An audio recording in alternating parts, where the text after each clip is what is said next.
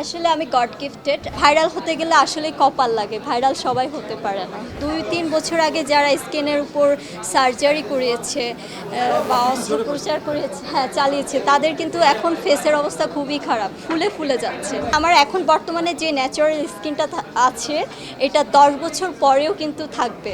আসলে আমি god gifted. আমার যে আহামরি অনেক কিছু করতে হয় স্কিনের জন্য বা শরীর ফিট রাখতে অনেক কিছু করতে হয় এমনটা নয়। তবে হ্যাঁ, সাবি বিউটি প্রোডাক্ট আমি কিছুদিন হলেও ইউজ করছি। ফেস ওয়াশ বা আপনার সানস্ক্রিন ক্রিম, ময়শ্চারাইজ ক্রিম, এগুলো সবই আমি ইউজ করছি। বাট ইউজ করে ভালোই ফলাফল পেয়েছি। বাট নর্মালি কিন্তু আমি বাসায় যখন থাকি তখন নর্মাল যে ময়শ্চারাইজ ক্রিমগুলো থাকে, তারপর ভ্যাসলিন থাকবে বা নারিকেল তেল থাকে, এগুলো আমি আসলে ইউজ করি। এক্সট্রা সৌন্দর্যের জন্য আহামরি অনেক কিছু আমি ইউজ করি না, কারণ আমি এটা বিশ্বাস করি যে আজকে আমি যেটা ইউজ করবো, স্কিনের উপর টর্চার করব, 5 বছর পর আমার এই ন্যাচারাল স্কিনটা থাকবে না। তো ইনশাল্লাহ আমার এখন বর্তমানে যে ন্যাচারাল স্কিনটা আছে, এটা 10 বছর পরেও কিন্তু থাকবে, দেখতে পাবেন আপনারা। এটা যার যার পছন্দ। কেউ যদি মনে করে যে আমার স্কিনটাকে একটু চেঞ্জ করলে ভালো লাগবে, বা সে ওইটাই চেঞ্জ করছে বা সার্জারি করছে বা পিলিং করছে, যাই করছে। বাট আমার কাছে ফিল হয় যে স্ক্রিনে আলহামদুলিল্লাহ আমার এই ফেসটা ভালো লাগে, কোনো অংশে খারাপ লাগে না। আমি এটা নিয়ে এগিয়ে যেতে চাই।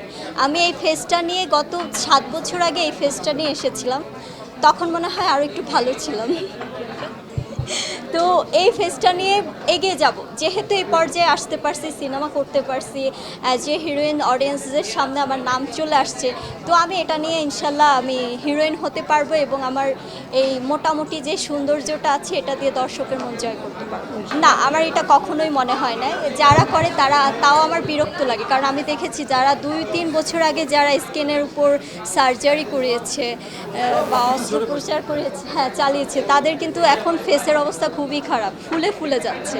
তো এই জিনিসটা আমাকে আসলে কোনোভাবে ইন্সপায়ার করে না। আমি ন্যাচারাল থাকতে চাই। আল্লাহর প্রকৃত সৌন্দর্যটাই বড় সৌন্দর্য, এর থেকে বড় সৌন্দর্য আর কিছু নেই। নর্মালি সাধারণ মানুষ যেভাবে থাকে আমিও ঠিক তেমনটাই থাকি। আমি স্পেশাল কোনো কিছু করি না। আমি ঘরে যখন আমাকে সবাই দেখবেন তখন ভাববেন যে আসলেই তো রাজরিপা পুরো ডিফারেন্ট, একদম সাধারণ মানুষের মতো লাইফ লিড করছে। বাট অন স্ক্রিনে যখন আসে তখন আমি রাজরিপা একটু ডিফারেন্ট হয়ে থাকি। এই যে দেখেন, এই যে এত আলোচনা সমালোচনা হচ্ছে, আমি কিন্তু নিজেকে হাইড করে রাখছি গত 6-7 মাস। আমি কিন্তু ক্যামেরার সামনে আসছি না, কোনো ইন্টারভিউ দিচ্ছি না, কাজ করছি চুপচাপ।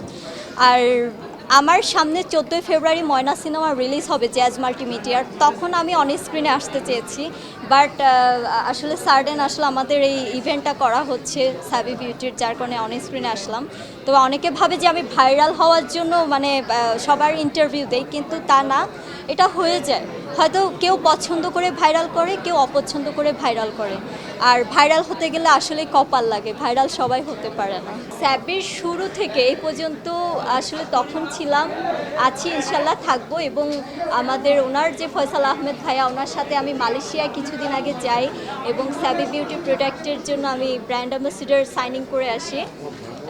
এবং বলতে গেলে এক কথায় আমি স্যাবি বিউটির প্রথম সন্তান। আমার পরে আরও অনেকে আসবে ব্র্যান্ড অ্যাম্বাসিডার। তো এই জন্য আমি নিজেকে লাকি মনে করছি যে এত বড় একটা আয়োজন করে স্যাবি বিউটির একটা ইভেন্ট করা হচ্ছে এবং তার ব্র্যান্ড অ্যাম্বাসিডরদের সবার সামনে পরিচয় করিয়ে দিচ্ছে। তো সেই হিসেবে আমি নিজেকে অনেক লাকি মনে করছি যে প্রথম বিউটি প্রোডাক্টের প্রথম ব্র্যান্ড অ্যাম্বাসিডর। ইনশাল্লাহ স্যাবি একদিন অনেক বড় হবে। I hope Sabi will be long, successful and memorable. Inshallah.